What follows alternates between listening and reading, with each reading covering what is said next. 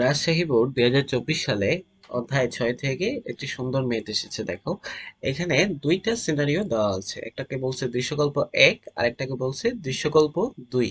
তো এখানে আমাদের মেনলি কি বের করতে বলছে?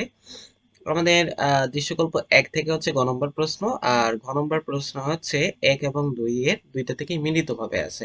তো ১ নম্বরে কি বলছে দেখো, পানির গৃহীত তাপ নির্ণয় করো।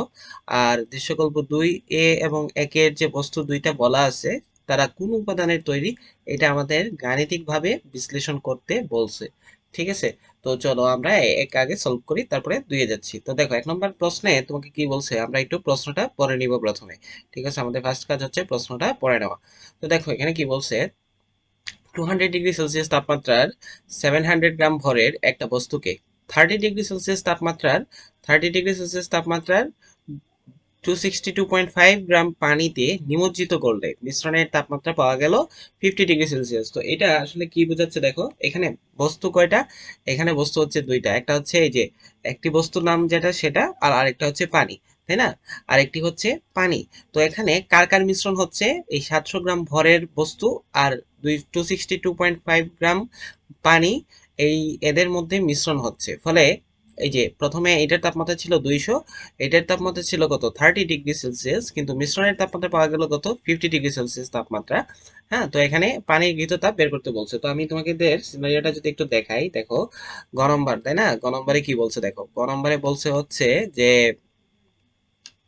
দেখো এই জায়গাতে দু- আহ 200 ডিগ্রি মানে 200 ডিগ্রি সেলসিয়াস তাপমাত্রা, 200 ডিগ্রি সেলসিয়াস তাপমাত্রা এবং 700 গ্রাম ভরের একটা বস্তু ছিল, 700 গ্রাম ভর।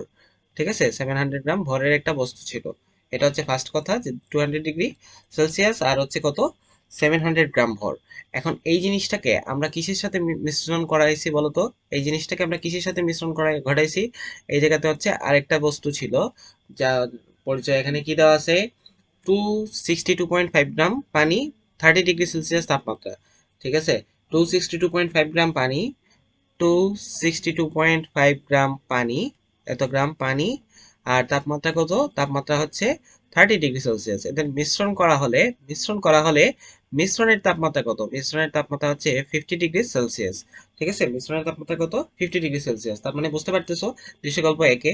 এখন দেখো, ক্যালোরিমিতির মূলনীতি থেকে তো আমরা অনেক কিছু জানি, কিন্তু বেসিক কি জানি বলতো? যার তাপমাত্রা বেশি, ঠিক আছে, যার তাপমাত্রা বেশি, যার তাপমাত্রা বেশি সে হচ্ছে তাপ ছাড়বে। ঠিক আছে, সে হচ্ছে তাপ বর্জন করবে, সে তাপ বর্জন করবে, সে তাপ বর্জন করবে, আর যার কম সে গ্রহণ করবে। ঠিক আছে, এটা খুব সহজ জিনিস না? যার বেশি সে বর্জন করবে, ও যার কম, যার তাপমাত্রা হচ্ছে কম, ঠিক আছে, সে তাপ গ্রহণ করবে, সে তাপ গ্রহণ করবে। জাস্ট এই কথাটা মনে রাখবা, তাইলেই দেখবা বুঝে গেছো। ঠিক আছে, তো গ্রহণ করবে।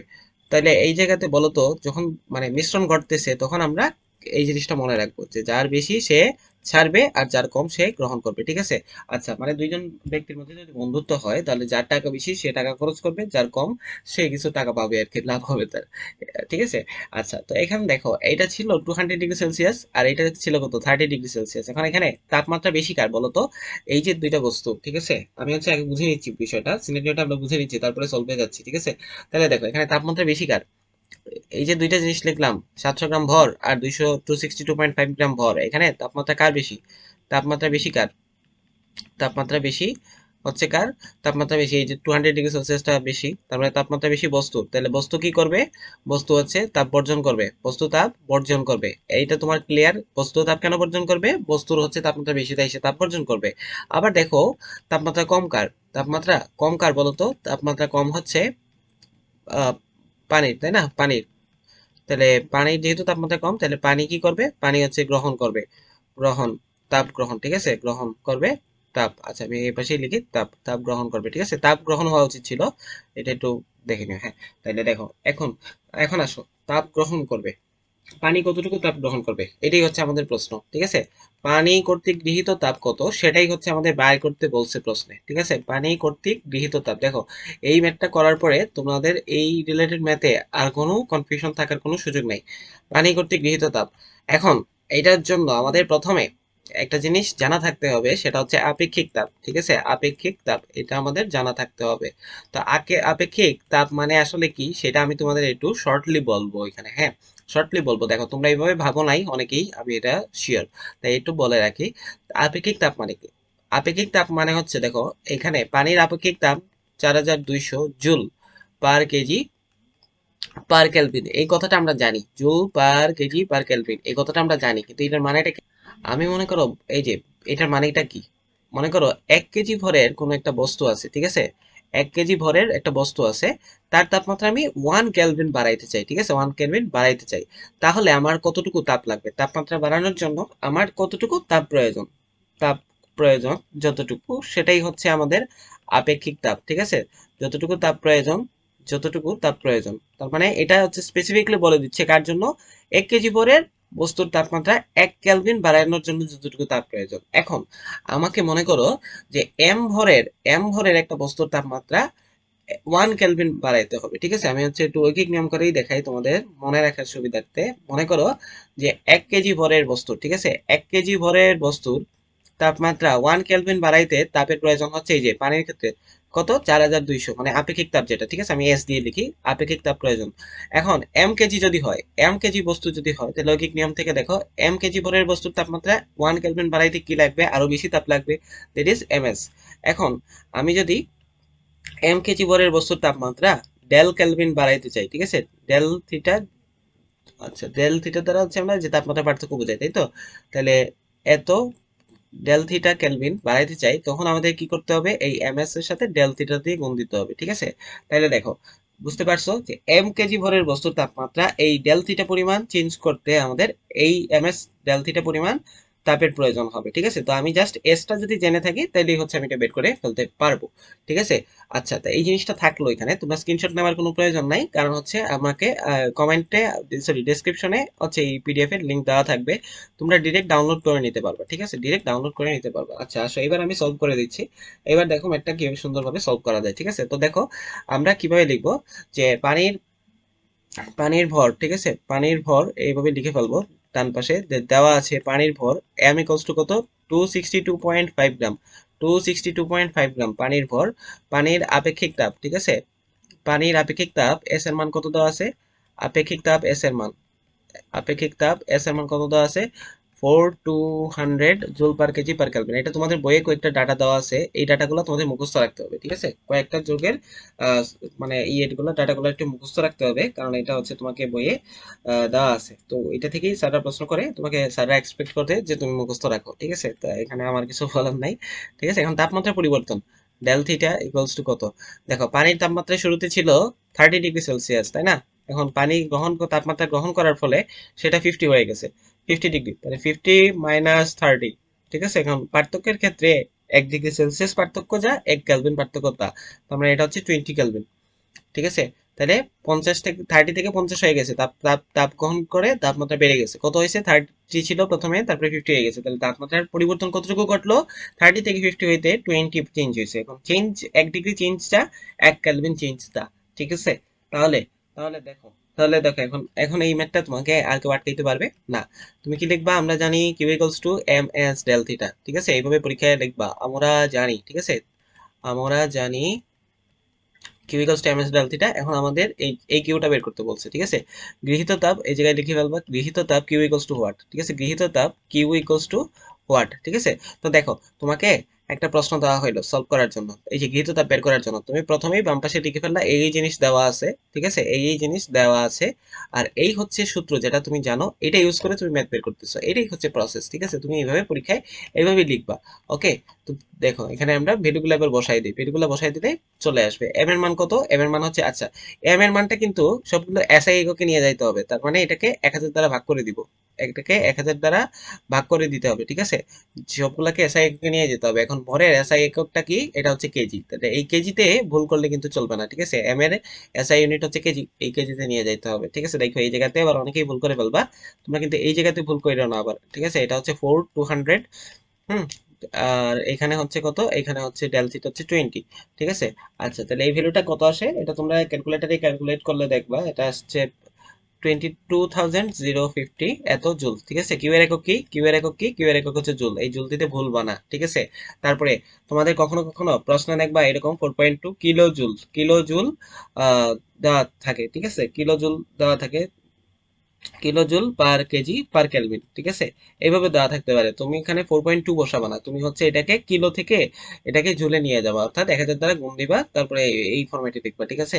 আচ্ছা, তাহলে এইটাকে এখন তুমি চাইলে এটাকে কিলোতে কনভার্ট করতে পারো, 1000 দ্বারা ভাগ করলেই সেটা কি কিলোতে চলে যাচ্ছে, কিন্তু যেটা দরকার নাই ওইভাবে, তাই না। এটা এইভাবে রাখলেও হচ্ছে, বা কিলোতে নিয়ে যেতে চাওয়ার যদি খুব ইচ্ছা হয় কিলোতে নিয়ে যাও, কোনো অসুবিধা নাই আমার, ঠিক আছে। তাহলে এই এই গ নম্বরটা হচ্ছে 3 মার্ক আজকের পর থেকে। তুমি এই চ্যাপ্টারে যতগুলো ম্যাথ দেখবা সবগুলাতেই দেখবা এইরকম গ নম্বরটা তোমাকে জাস্ট দিয়ে দেয় আনসারটা, মানে তুমি জাস্ট ক্যালকুলেটরে বসাইতে পারো যদি, তাহলে দেখবা গ নম্বরটা পারতেছো, তার মানে তোমাকে গ নম্বরটা জাস্ট দিয়েই দেয়, ঠিক আছে। আজকের পর থেকে এই যে গৃহীত তাপ বর্জিত তাপ যদি গ নম্বরে থাকে তোমরা দেখা মতোই পারবা, ঠিক আছে। এখন দেখো চতুর্থ নম্বর যে ম্যাথটা দেওয়া আছে, এইটার মতো ম্যাথ আসলে কিভাবে সলভ করবো আমরা সেটা একটু দেখে নিই, ঠিক আছে। চলো চলো, এই হচ্ছে আমাদের সেকেন্ড ম্যাথটা, ঠিক আছে। এখানে কি বলছে, দৃশ্যকল্প 1 এবং দৃশ্যকল্প 2 এর বস্তুদ্বয় কোন উপাদানের তৈরি গাণিতিকভাবে বিশ্লেষণ করো। তো এই ধরনের ম্যাথের ক্ষেত্রে প্রথম উপাদান আর দ্বিতীয় উপাদান, মানে দৃশ্যকল্প 1 এর যে বস্তুটা, সেটার যে উপাদান, আর দৃশ্যকল্প 2 এর যে বস্তুটা সেটার যে উপাদান, এই দুইটা উপাদান আলাদা বুঝার উপায় কি, তাদের আপেক্ষিক তাপ, অর্থাৎ বস্তুর উপাদান যদি আলাদা আলাদা হয় তাহলে তাদের আপেক্ষিক তাপও আলাদা আলাদা হবে, ঠিক আছে।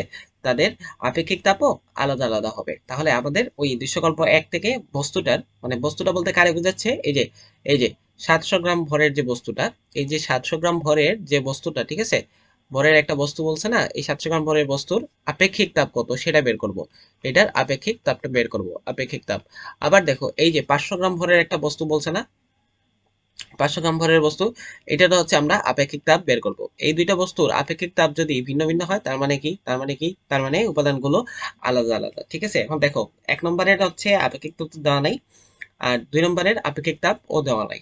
এখন 2 নম্বরের আপেক্ষিক তাপ আমরা সহজে বের করে ফেলতে পারবো কিভাবে, দেখো 2 নম্বরের কিউ দেওয়া আছে, মানে কিউ দেওয়া আছে, এই যে 1800 জুল তাপের প্রয়োজন, এটা কিউ দেওয়া আছে, ডেল থিটা দেওয়া আছে, এম দেওয়া আছে, তাহলে এখান থেকে এসটা directly Q equal to M S del theta থেকে বের করা যাবে। কিন্তু 1 নম্বর দৃশ্যকল্পে দেখো এখানে মিশ্রণের তাপমাত্রা দেওয়া আছে, বরফের গৃহীত তাপটা আমি জানি, ঠিক আছে, কিন্তু বরফের গৃহীত তাপ জানলে তো আর হবে না, আমাদের এই যে বস্তুটার বর্জিত তাপটা হচ্ছে জানতে হবে। তাহলে আমরা এটা কিভাবে করব, আমরা ক্যালোরিমিতির মূলনীতি ইউজ করে করব, ঠিক আছে, ক্যালোরিমিতির মূলনীতি ইউজ করে আমরা করব। তো চলো, আচ্ছা, তোমাদের প্রতি একটা রিকোয়েস্ট থাকবে, যদি ভিডিওটা ভালো লাগে তাহলে একটু কষ্ট করবা, কষ্ট করে চ্যানেলটাকে সাবস্ক্রাইব করে দিও। আর হচ্ছে তোমরা চাইলে ফেসবুকে ফলো করতে পারো গৌরব ক্লাসরুম অফিসিয়াল এই চ্যানেলটাকে। আর তোমার যদি কোনো কনফিউশন থাকে তুমি এই কমেন্ট করতে পারো, তোমার কনফিউশন, আমি কিন্তু প্রায় প্রত্যেকটা কনফিউশনেরই আনসার দিই। আর বিশেষ প্রয়োজনে হোয়াটসঅ্যাপে এই নাম্বারে যোগাযোগ করতে পারবা, ঠিক আছে। চলো চলো আমরা সলভ করে ফেলি এবার। তাহলে দেখো খ নম্বরে কি বলছে, দেখো গ উত্তরটা আমরা সেরে নেই, ঠিক আছে। তাহলে প্রথমে হচ্ছে 1 নম্বর বস্তু দৃশ্যকল্প 1, ঠিক আছে, দৃশ্যকল্প 1 এর জন্য আমরা সলভ করব। দৃশ্যকল্প 1 এ আমি কি দেখাবো, আমি হচ্ছে কি দেখাবো, আপেক্ষিক তাপটা বের করব, ঠিক আছে। এখন আপেক্ষিক তাপ সরাসরি বের করতে গেলে আমাদের যে সূত্রগুলো আমরা জানি সেখান থেকে একটাই আছে, Q equal to M S del theta. কিন্তু এই যে বস্তুটা কতটুকু তাপ বর্জন করছে সেটা তো আর আমি জানি না, তাই না, এই তাপটা তো দেওয়া নাই প্রশ্নে, এটা দেওয়া নাই, তাই না, এটা দেওয়া নাই। তো এটা যেহেতু দেওয়া নেই তার মানে হচ্ছে আমরা এই এসটাও জানি না, ঠিক আছে, এস জানি না, এস হচ্ছে বের করব, ঠিক আছে, এস তো জানি না, এস বের করব, কিউটা দেওয়া নাই, তাই না। যে এরকম 2 নম্বর দৃশ্যকল্পে এই কিউ এর মান 18,000 দেওয়া আছে, তাইলে এই এসটা বের করার উপায় কি, এই যে তার তাপমাত্রা ছিল শুরুতে 70 ডিগ্রি সেলসিয়াস, সরি, তাপমাত্রা শুরুতে কত ছিল, 200 ডিগ্রি সেলসিয়াস, 200 ডিগ্রি সেলসিয়াস, তাপমাত্রা শুরুতে ছিল কত, 200 ডিগ্রি সেলসিয়াস, তাপমাত্রা 200 ডিগ্রি সেলসিয়াস ছিল। পরে তাপমাত্রা কত হয়ে গেছে বলো তো ভাই, পরে হচ্ছে তাপমাত্রাটা মিশ্রণের 50 ডিগ্রি সেলসিয়াস হয়ে গেছে। তাহলে এই যে চেঞ্জ হয়েছে, এই ক্ষেত্রে সে তাপ বর্জন করছে, আর সে যতটুকু তাপ বর্জন করছে ততটুকুই তাপকে গ্রহণ করছে, পানি গ্রহণ করছে। তাহলে আমরা চলে যাব ক্যালোরিমিতিতে, ক্যালোরিমিতির মূলনীতি ইউজ করে এই ম্যাথটা সলভ করে ফেলবো, ঠিক আছে। তাহলে আমরা এই জায়গাতে কি লিখবো, আমরা হচ্ছে ডান পাশে আগে হচ্ছে এখানে দেওয়া আছে দিয়ে ইনফরমেশন গুলো লিখে নিব, ঠিক আছে। তাহলে আমরা হচ্ছে এখানে ইনফরমেশন গুলো লিখে ফেলি, চলো। তাহলে দেওয়া আছে, ঠিক আছে, আমাদের সব সময় দেওয়া আছে এটা আগে লিখে ফেলবো, তাইলে দেখবা কনফিউশন কমে গেছে। দেওয়া আছে এই যে বস্তুর ভর, ঠিক আছে, এখানে ক্যালোরিমিতিতে মূলনীতিটা কি, একটা ক্যালোরিমিতির মূলনীতিটা আগে তোমাদের একটু লিখে দেই এখানে। ক্যালোরিমিতির মূলনীতি, ক্যালোরিমিতি মূলনীতি অনুযায়ী, ঠিক আছে, মূলনীতি অনুযায়ী দেখো, ক্যালোরিমিতির মূলনীতি অনুযায়ী গৃহীত তাপ ইকুয়ালস টু হচ্ছে বর্জিত তাপ, বা বর্জিত তাপ ইকুয়ালস টু গৃহীত তাপ। তুমি যেটাই লিখো একই কথা, গৃহীত তাপ ইকুয়ালস টু হচ্ছে বর্জিত তাপ। ঠিক আছে, গৃহীত তাপ ইকুয়ালস টু হচ্ছে বর্জিত তাপ। আচ্ছা, তো গৃহীত তাপ ইকুয়ালস টু যেহেতু বর্জিত তাপ, এখন এই পাশে একটা বস্তু আর এই পাশে একটা বস্তু, তাদের মানে করেসপন্ডিং, মানে তাদের রিলেটেড যে ইনফরমেশন সেগুলো লিখে ফেলবো। যেমন এখানে বস্তুর ভর কত বলতো, বস্তুর ভর m1, বস্তুর ভরটাকে আমি m1 ধরে নিচ্ছি। m1 সমান হচ্ছে এই যে, এই প্রশ্ন দেখে আসি আমরা, বস্তুর ভর কত দেওয়া আছে দেখো তো, 200 গ্রাম, 200 ডিগ্রি সেলসিয়াস তাপমাত্রা, আর হচ্ছে 700 গ্রাম, 200 ডিগ্রি আর হচ্ছে 700, তাই না? আসো, তাহলে বস্তুর তাপমাত্রাটা কত দেওয়া আছে, 200, আর এটা 700 গ্রাম দেওয়া আছে। এটাকে আমরা 1000 দ্বারা ভাগ করে গ্রামকে কেজিতে নিয়ে যাব, 0.7 কেজি। ওকে, আচ্ছা, ডেল থিটা কত, তাপমাত্রার পরিবর্তন। তুমি চাইলে এইভাবে লিখতে পারো, বস্তুর আদি তাপমাত্রা, বস্তুর আদি তাপমাত্রা, আদি তাপমাত্রা এভাবে লিখতে পারো, বা এক লাইনেও লিখতে পারো, তাপমাত্রার পরিবর্তন। ঠিক আছে, আদি তাপমাত্রা থিটা ওয়ান কত বলো তো ভাই, থিটা ওয়ান হচ্ছে 200 ডিগ্রি সেলসিয়াস। আর বস্তুর শেষ তাপমাত্রা, যেটা শেষ তাপমাত্রা, সেটা কত, থিটা টু ইকুয়ালস টু হচ্ছে মিশ্রণের তাপমাত্রা যত, তাই না? দুইটা বস্তুকে মিশাইছি, শুরুতে ছিল 50, পরে মিশ্রণের তাপমাত্রা যদি 50 হয়, তার মানে পরে দুইটা বস্তুর তাপমাত্রা, মিশ্রণের তাপমাত্রা যা, পরে দুইটা বস্তুর তাপমাত্রাই তা হয়ে গেছে। ঠিক আছে, কারণ আমরা তো মিশাই ফেলছি, মিশানোর পরে তাদের ইন্ডিভিজুয়াল তাপমাত্রা কিন্তু থাকে নাই। ঠিক আছে, কিছুক্ষণ সময় হয়তো লাগছে, তারপরে হচ্ছে তাপমাত্রাটা চেঞ্জ হয়ে গেছে। ঠিক আছে, তাপমাত্রার পুরা লিখতেছি না, আচ্ছা পুরাই লিখি, তাপমাত্রার পরিবর্তন। ঠিক আছে, তাপমাত্রার পরিবর্তন ডেল থিটা, পরিবর্তন ডেল থিটা। আর ডেল থিটা ইকুয়ালস টু কি হবে, থিটা, থিটা ওয়ান এবং থিটা টু এর পার্থক্য। ঠিক আছে, থিটা ওয়ান এবং থিটা টু এর পার্থক্য। তাহলে থিটা ওয়ান আর থিটা টু এর পার্থক্যটা কত, শুরুতে ছিল থিটা ওয়ান 200, পরে হয়ে গেছে এটা। ঠিক আছে, তাহলে এই জিনিসটা জাস্ট আমরা বিয়োগ করবো আর কি। ঠিক আছে, বিয়োগ করব। তাহলে এই জায়গাতে লিখবো হচ্ছে, সরি থিটা না, এই জায়গাতে লিখবো হচ্ছে 200, না 200 মাইনাস, 200 মাইনাস হচ্ছে এই যে 50, 200 মাইনাস 50 সমান হচ্ছে 150 কেলভিন। আচ্ছা, তাইলে আর বরফের ক্ষেত্রে তো জানি, বরফের গৃহীত তাপ কত, বরফের গৃহীত তাপ, সরি বরফ না পানি, পানি তাই না, পানি, পানি হচ্ছে m2। তাহলে পানির ক্ষেত্রে হচ্ছে জিনিসটা আমরা অলরেডি জানি, পানির ক্ষেত্রে অলরেডি জানি পানির গৃহীত তাপ কত। পানির গৃহীত তাপ হচ্ছে, পানির গৃহীত তাপ ইকুয়ালস টু কত বলতো, পানির গৃহীত তাপ ইকুয়ালস টু হচ্ছে এই যে 22,000 শূন্য 22,050, তাই না, 22,050। এটা হচ্ছে গ থেকে পাইছি, কই থেকে পাইছি, গ থেকে পাইছি। ঠিক আছে, গ থেকে পাইছি। তুমি এখানে ডিরেক্ট গৃহীত তাপ পেট জায়গাতে, মানে এখানে হচ্ছে পানির গৃহীত তাপ। ঠিক আছে, পানির গৃহীত তাপ ইকুয়ালস টু বস্তুর বর্জিত তাপ। পানির গৃহীত তাপ ইকুয়ালস টু কার বর্জিত তাপ, বস্তুর বর্জিত তাপ। ঠিক আছে, এটা একটু সরাই দিচ্ছি, পানির গৃহীত তাপ ইকুয়ালস টু হচ্ছে বস্তুর বর্জিত তাপ। তাহলে এই জায়গাতে এই যে বস্তুর বর্জিত তাপ, তুমি এখানে ডিরেক্ট এই ভ্যালুটা লিখে ফেলতে পারো, অথবা তুমি চাইলে এইভাবেও লিখতে পারো যে পানির, মানে গ নম্বরে যা যা লিখছো এই জায়গাতে এই সেই সেই সেই জিনিস লিখে ফেলতে পারো, যে পানির m2 যেটা, সেটা m2 কত, m2 হচ্ছে 0.2625। কেমনে আসলো, যে 262.5 গ্রাম, তাই না, এটা। আর s2 তো তুমি জানো, s2 কত, 4200 joule per kg per kelvin. ঠিক আছে, joule per kg per kelvin, এটা তুমি জানো। আর এটা ডেল থিটা কত, এটা ডেল থিটা হচ্ছে 30 ছিল, 50 হয়ে গেছে, তাহলে 50 মাইনাস 30 দ্যাট ইজ 20, তাই না? এটা তুমি জানো 20 কেলভিন। আসো, তাহলে এই জায়গাতে আমরা বসাই দিই এটা। তাহলে এটা হচ্ছে এই যে কিউ, কিউ হচ্ছে এইটার কিউ আর এটার কিউ, দুইটার কিউ কি হবে, সমান হবে, দুইটার কিউ কি হবে, সমান হবে। মানে পানি যতটুকু গ্রহণ করছে, পানি যতটুকু গ্রহণ করছে সেটাই ছাড়বে, তাই না? তাহলে এই যে পানির জায়গাতে তো আমরা 22,050 ডিরেক্ট বসাই দিব। তার আগে হচ্ছে ওই যে একটু স্টাইল করে এটা লিখতে পারি। হুম, স্টাইল করে একটু লিখতে পারি, যেমন m1, পানির ক্ষেত্রে পানিকে m2 ধরছি। আচ্ছা, পানিকে m2 ধরছি, তাহলে পানিকে যেহেতু m2 ধরছি, তাহলে এই যে m2 s2 ডেল থিটা। ঠিক আছে, উপরেরটাকে মনে করো বললাম ডেল থিটা ওয়ান, আর নিচেরটাকে বললাম ডেল থিটা টু। ঠিক আছে, আচ্ছা, তাহলে m2 s2 del theta two equals to হচ্ছে m1 s1, আর হচ্ছে ডেল থিটা ওয়ান। ঠিক আছে, এই s1 এর কিন্তু পরিচয় আবার দেই নাই, তাই না? তাহলে s1 এর পরিচয়টা এখানে একটু লিখে ফেলবো, যে বস্তুর আপেক্ষিক তাপটাকে আমরা ধরে নিব কোথায়, বস্তুর আপেক্ষিক তাপটাকে ধরে নিব হচ্ছে s1। ঠিক আছে, বস্তুর আপেক্ষিক তাপ, বস্তুর আপেক্ষিক তাপ S1, ঠিক আছে, বস্তুর আপেক্ষিক তাপকে আমরা S1 ধরে নিলাম, S1 joule per kg per kelvin, ঠিক আছে। দেখো এককে কোনো কনফিউশন রাখবো না। আচ্ছা তাহলে এবার আসো এটা কত 0.2625, ঠিক আছে, ইন্টু হচ্ছে কত 4 to 100, ঠিক আছে, ইন্টু কত, ইন্টু হচ্ছে 20, ঠিক আছে, 20 ইকুয়ালস টু এই যে এই ভ্যালুটা তুমি জানো 0.7, এই ভ্যালুটা তুমি জানো না, S1 রেখে দিবা এইভাবে, আর এই ভ্যালুটা তুমি জানো এটা কত 150। তাহলে এই জায়গাতে এই যে এখন আমরা জানি যেহেতু ডিরেক্টলি লিখে ফেলতে পারি 22,050, আর এখানে হচ্ছে এই যে ভ্যালুটা এটা ইন্টু এটা, তো এটা ইন্টু এটা থেকে জাস্ট গুণ করো, কত হয় 7 15 105, তাই না? আচ্ছা তো এটা করলে এটা কত আসে, এটা একটু ক্যালকুলেটর করতে হবে, ঠিক আছে, এটা হচ্ছে ক্যালকুলেটর, তাহলে এটা আসলো 105, হ্যাঁ 105 ইন্টু S1।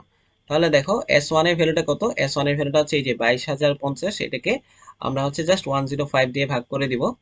হ্যাঁ এটা ভাগ করলে কত আসে বলো তো, 22,050, 22,050 ডিভাইডেড বাই হচ্ছে 105, তাহলে এটা আসে 210, হ্যাঁ এটা আসে 210। তাহলে দেখো এটা আমাদের একটা পার্ট, এটা হচ্ছে আমাদের 210 joule per kg per kelvin, হ্যাঁ joule per kg per kelvin. আচ্ছা এখানে আবার বলে রাখি এই যে পানির গৃহীত তাপ না, এটা তুমি এমএস ডেল থিটা 2 এর জায়গাতে এই লাইনটা তুমি না লিখলেও হবে, কারণ এটা তো গ হতে প্রাপ্ত, তাই না, এটা তোমার গ হতে প্রাপ্ত, এই জায়গাতে তুমি যদি জাস্ট লিখে দাও গ হতে প্রাপ্ত, গ হতে প্রাপ্ত, তাইলেই তো হচ্ছে, একই জিনিসটা আর দুইবার করার দরকার নাই, তাই না?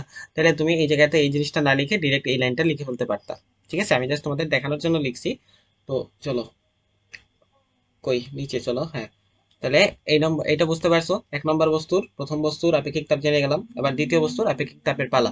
দ্বিতীয় বস্তুর আপেক্ষিক তাপ কই থেকে আসবে, দৃশ্যকল্প 2, ঠিক আছে, দৃশ্যকল্প 2 এ দ্বিতীয় বস্তুর আপেক্ষিক তাপ দেওয়া আছে, তাহলে দৃশ্যকল্প 2, দৃশ্যকল্প 0 নম্বর 02, ঠিক আছে, এটাতে দেখো এখানে কি কি ইনফরমেশন দেওয়া আছে সেটা জানলেই আমাদের কাজ হয়ে গেছে। আমি একটু বাম পাশেই লিখে ফেলতেছি, দেখো এই ইনফরমেশনটা তোমরা ডান পাশে লিখবা, আমার এখানে তোমাদের বোঝার সুবিধার্থে আমি বাম পাশে লিখে ফেলতেছি। দেখো বস্তুর ভর দেওয়া আছে, বস্তুর ভর কত দেওয়া আছে, আসো দেখে আসি কত দেওয়া আছে। 500 গ্রাম ভরের বস্তু, 80 ডিগ্রি সেলসিয়াস তাপমাত্রায় 18,000 জুল। তো এটা একদমই সহজ, তাই না, একদমই সহজ। 500 গ্রাম ভরের বস্তু, 500 কে 1000 দ্বারা ভাগ করো, কত 0.5 কেজি, ঠিক আছে 0.5 কেজি। এস এস কত, S2 আপেক্ষিক তাপ, ঠিক আছে, এটা তো দেওয়া নাই। আচ্ছা তাপমাত্রা ডেল থিটাটা আগে লিখে ফেলি, ডেল থিটা কত, ডেল থিটা হচ্ছে 80 কেলভিন, ডেল থিটা কত, ডেল থিটা হচ্ছে 80 কেলভিন, কই থেকে জানলাম প্রশ্নে দেওয়া আছে, আমার কিছু বলার নাই, ঠিক আছে। 80 ডিগ্রি সেলসিয়াস তাপমাত্রার পার্থক্য আর হচ্ছে সেলসিয়াস এর পার্থক্য ওইটা একই, ঠিক আছে। আচ্ছা আচ্ছা আসো, তারপরে এস আপেক্ষিক তাপ, আপেক্ষিক তাপ হচ্ছে ধরলাম আমরা এস, ঠিক আছে S2। আচ্ছা S2 তো এখানে ধরে আসছে, তাই না, আচ্ছা S2 এখানে ধরে আসছি, তাহলে এটাকে মনে করো এস প্রাইম বললাম, এস প্রাইম। আচ্ছা তাহলে কিউ এর মান কত দেওয়া আছে, 18,000 জুল, 18,000 জুল দেওয়া আছে। আসো কিউ ইকুয়ালস টু কি, কিউ ইকুয়ালস টু হচ্ছে এম এস ডেল থিটা, এটা এস প্রাইম বানাই দিবা। হুম, এটা হচ্ছে M3 ধরতে পারো, যেটা আগে এম ওয়ান M2 ধরে বলছি, তাহলে এটা M3, এটাকেও থিটা 3, ঠিক আছে, এটাকে থিটা 3 না ধরলে অসুবিধা নাই, জাস্ট দেখাচ্ছি আর কি। তাহলে এখানে কত আসবে বলো, এখানে এস প্রাইমের মানটা কি, এস প্রাইমের মানটা হচ্ছে কিউ ডিভাইডেড বাই কি এম ইন্টু ডেল থিটা, ঠিক আছে, এম ইন্টু ডেল থিটা। তাহলে আসো তো এখানে বসাই ভ্যালু গুলা, 18,000, ঠিক আছে 18,000, 18,000 ডিভাইডেড বাই M3 কত, M3 হচ্ছে 0.5 ইন্টু এই ভ্যালুটা কত, এই ভ্যালুটা হচ্ছে থিটা 3 যেটা সেটা কত 80, থিটা কত, থিটা হচ্ছে 80, থিটা হচ্ছে 80, তাহলে এটা কত আসে বলো, ক্যালকুলেটর ইউজ করবা তোমরা, তাহলে এটা আসবে হচ্ছে 450 joule per kg per kelvin, 450 joule per kg, হ্যাঁ পার কেলভিন, ঠিক আছে, এটা হচ্ছে এস প্রাইম। তাহলে দেখো এটা কত আসলো, 450 joule per kg per kelvin, তাহলে এটা কার কার সাথে মিলে বলো, বলো এটা কার সাথে মিলে, এটা হচ্ছে লোহার আপেক্ষিক তাপ হচ্ছে মানে 450 joule per kg per kelvin. তাহলে দৃশ্যকল্প 2 এর বস্তুটা লোহার তৈরি, আর 1 নম্বর বস্তুতে যে 210 পাইছিলাম না, এটা হচ্ছে কার আপেক্ষিক তাপ, এটা হচ্ছে টিনের আপেক্ষিক তাপ, এটা টিনের আপেক্ষিক তাপ, এটা টিনের আপেক্ষিক তাপ কই থেকে জানলাম, তোমাদের বইয়ে দেওয়া আছে দেখবা, ঠিক আছে, কিছু ডাটা দেওয়া আছে, এখান থেকে জানলাম যে টিনের আপেক্ষিক তাপ 210।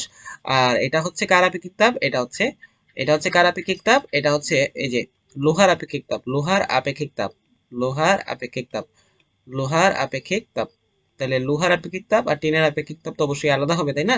তাহলে যেহেতু আপেক্ষিক তাপ তাপ দেখেই আমরা চিনে ফেলছি, 450 থেকে বুঝলাম এটা লোহা, আর 210 থেকে চিনলাম এটা কি, টিন। তাহলে এইভাবে আমরা হচ্ছে এটা সলভ করে ফেললাম। যেহেতু উভয় বস্তুর, হ্যাঁ, আপেক্ষিক তাপ ভিন্ন, তাহলে বস্তুদ্বয়ে এইভাবে লাস্ট লাইন লিখে দিবা, অতএব বস্তুদ্বয় একই না। সুতরাং বলা যায় দৃশ্যকল্প একের যে বস্তুটা এভাবে লিখে দিবা, দৃশ্যকল্প একের বস্তুটা হচ্ছে কি, একের বস্তুটা হচ্ছে টিন, আমি হচ্ছে শর্টলি লিখতেছি। আর দৃশ্যকল্প টু এর যে বস্তুটা সেটা হচ্ছে কি, লোহা। দৃশ্যকল্প টু এর যে বস্তুটা সেটা হচ্ছে লোহা। অতএব উপাদানগুলা কি ভিন্ন, অতএব উপাদান হচ্ছে ভিন্ন। এটা পরে লিখবা, ঠিক আছে? আমি হচ্ছে বোঝানোর সুবিধার্থে এই জায়গাতেই লিখে ফেলতেছি, তোমরা এটা নিচে লিখবা, আলাদা করে নিচে লিখবা, ঠিক আছে? এটা এই যে অংশটা, এই অংশটা আলাদা করে নিচে লিখে দিবা সুন্দর করে। তাহলে এই জায়গাতে তোমাকে 10 মার্ক পাওয়া কেউ আটকাইতে পারবে না, ঠিক আছে? ওকে।